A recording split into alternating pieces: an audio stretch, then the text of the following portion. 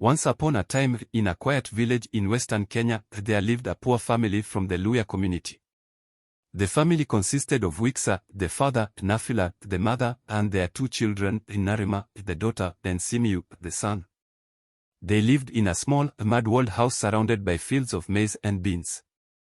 Life was hard, and no matter how hard they worked, they barely had enough to eat. Wiksa was a farmer who woke up early every morning to till the land, while Nafila would fetch water from the river and prepare food.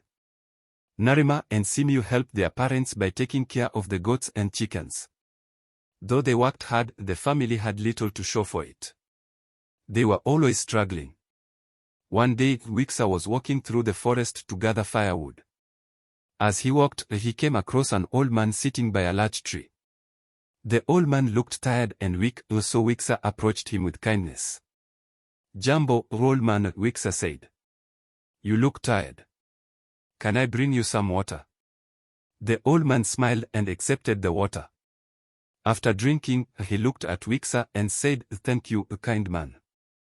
I have watched you and your family. I see that you work hard every day but still struggle. Your heart is pure, and that is why I will help you." Wiksa was surprised. "But I don't have much to give. Why do you want to help me?" The old man nodded. "I am a wealthy man, but I have no family to share my wealth with. I have seen how hard you work and how kind you are to others. I have decided to give you my wealth. In 2 weeks, your life will change and you will be rich. But remember, do not keep it all for yourselves. Use it to help others, and your heart will grow even richer." Wiksa was amazed but also confused. "How will this happen, old man?" The old man smiled. "Trust me, and you will see. I give you this gift because you have a good heart. When the time comes, you will know what to do." With that, the old man handed Wiksa a small, leather pouch. "Take this," he said, "and use it wisely." The old man then stood up, walked into the forest, and vanished. Wiksa stood there, still in shock, wondering if it had all been a dream.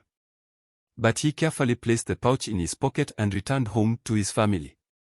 That evening, Wiksa told Nafila about the strange encounter. Nafila was curious but also skeptical. "Are you sure it wasn't a dream?" she asked. "We've been poor for so long, why would someone want to help us?" But Wiksa was determined to see what would happen. They decided to wait and see. The next morning, when the family woke up, something incredible happened. Their small, mud house had turned into a beautiful home made of stone and wood. The crops in their fields had grown tall and strong. There were cows, goats, and chickens in their yard. And in the kitchen, there were bags of maize, rice, and flour, more than they had ever seen. Wiksa was stunned. He reached into his pocket and found the leather pouch the old man had given him. When he opened it, he found gold coins inside. Over the next few days, their lives changed completely. They no longer struggled to make ends meet. They had enough food, clothes, and everything they needed. But instead of keeping it all for themselves, Wiksa and Nafila remembered the old man's words. They decided to use their new wealth to help others in the village. Wiksa and Nafila built a new school for the village children, including Narima and Simiyu. They also built a clinic where people could get medicine when they were sick. They dug a deep well so that the villagers would have clean water, and they shared food with the poor families around them. Narima and Simiyu were excited to see the change. They helped their parents with the new projects and saw how the whole village was thriving.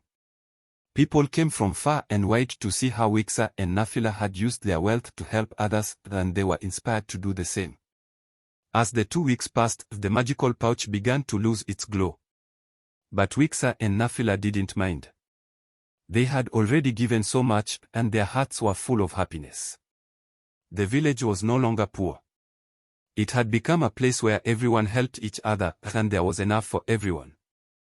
And so, Wiksa, Nafila, Narima, and Simiyu lived happily ever after, knowing that the greatest wealth was not in gold, but in helping others. They never forgot the lesson the old man had taught them: true riches come from a kind heart and from sharing with others. And the people of the village never forgot the story of how the poor family became rich in just 2 weeks and used their wealth to bring hope and joy to everyone around them.